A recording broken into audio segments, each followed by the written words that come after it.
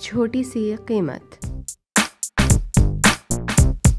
عاقف روز صبح سیر کو جاتا تو راستے میں ایک چھوٹی سی مسجد پڑتی۔ وہاں سے فجر کی اذان اس قدر خوبصورت آواز میں بلند ہوتی کہ اس کے قدم خود بخود اس طرف بڑھ جاتے۔ نماز کے بعد تھوڑی دیر وہ مولوی شمس الدین صاحب کے پاس ضرور بیٹھتا اور ان کی خوبصورت آواز میں اچھی اچھی باتیں سنتا۔ اس کے گلے پر ایک گہرے زخم کا نشان تھا۔ جاڑوں میں اکثر وہ اسے اپنے ہاتھ سے چائے بنا کر پلاتے۔ ان کا کمرہ مسجد سے ملا ہوا تھا، اسی میں چولہا رکھا تھا۔ عاقف کہتا کہ مولوی صاحب مجھے چائے بنانے دیں، مگر وہ ضعیف ہونے کے باوجود بھی اپنا اور مسجد کا کام خود ہی کرتے۔ مسجد کا فرش خود دھوتے تھے۔ اپنی قلیل آمدنی میں وہ دوسروں کی خدمت کر کے خوش ہوتے۔ اگر کوئی ان کے لیے تحفہ وغیرہ لے جاتا تو وہ یہ کہہ کر واپس کر دیتے کہ میں نے بڑی مشکل سے اپنی ضروریات کو کم کیا ہے، آپ ان کو بڑھا کر مجھے مصیبت میں مبتلا نہ کریں کہ مجھے بہت زحمت ہوگی۔ ایک دن عاقف نے جھجکتے ہوئے ان کے گلے پر زخم کے بارے میں سوال کر ہی لیا۔ مولوی صاحب اگر آپ کچھ خیال نہ کریں تو یہ بتائیں کہ آپ کے گلے پر چوٹ کا نشان کیسا ہے؟ بھائی کیوں نہیں، شوق سے سنو۔ یہ اس وقت کی بات ہے جب آزادی کی جدوجہد جاری تھی، یعنی پاکستان کے حصول کی کوششیں ہو رہی تھیں۔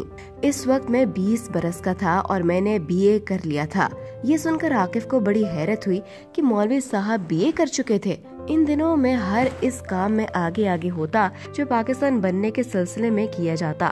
پھر وہ وقت آیا کہ جب پاکستان بن گیا۔ کبھی کبھی میرا دل چاہتا کہ پر لگا کر پاکستان پہنچ جاؤں، لیکن یہ اتنا آسان نہ تھا۔ ہمارے گاؤں میں رہنے والے کافروں نے کہہ دیا تھا کہ ہم تمہاری لاشیں پاکستان پہنچائیں گے۔ میں مسلم لیگ کے لیے کام کرتا تھا، مجھے اپنی جان کی تو قطعی پرواہ نہ تھی، البتہ اپنے والدین، چھوٹے بھائی بہن کی فکر لاحق تھی، مگر ہوتا وہی ہے جو مقدر میں لکھا ہوتا ہے۔ اتنا کہہ کر وہ تھوڑی دیر سر جھکائے بیٹھے رہے۔ مولوی صاحب دوبارہ بولے، میرے والدین وہاں کے اچھے خاصے بڑے زمینداروں میں شمار کیے جاتے تھے، بڑے رقبے پر ہمارا گھر پھیلا ہوا تھا، لیکن ہمیں پاکستان کے مقابلے میں زمین یا گھر یا اس میں سے سجے ہوئے سامان کی قطعاً پرواہ نہ تھی، مگر شاید ہماری نگرانی ہو رہی تھی۔ گاؤں سے نکلنا تو درکنار، سودا سلف کے لیے گھر سے نکلنا بھی دشوار تھا۔ مسلمانوں کے گھر خالی ہو رہے تھے مگر ہم بے بس تھے۔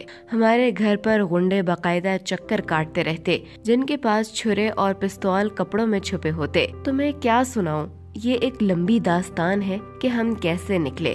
یہی طے کیا کہ فلاں وقت رات کو نکلیں گے، کاش وہ رات اندھیری ہوتی، مگر اس رات چاند اپنی پوری آب و تاب سے نکلا تھا۔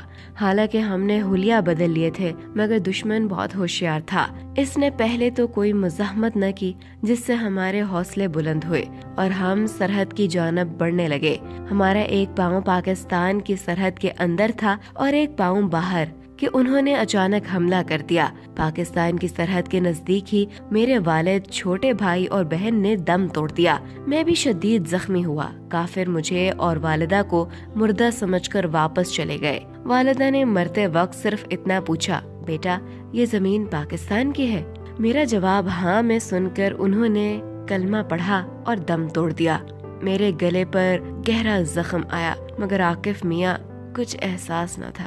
آزادی کے لیے لوگوں کی قربانیوں کا کوئی شمار نہیں۔ یہ تو ایک چھوٹی سی قیمت تھی جو میں نے ادا کر دی، اور یہی میں اپنے شاگردوں کو سمجھاتا ہوں کہ آزادی کیا ہے، ملک کی سالمیت اور بقا کی کیا اہمیت ہے۔ اگر وہ بڑے ہو کر یہ سمجھ جائیں تو سمجھو آزاد ہیں، ورنہ وہ ذہنی طور پر غلام کے غلام رہیں گے۔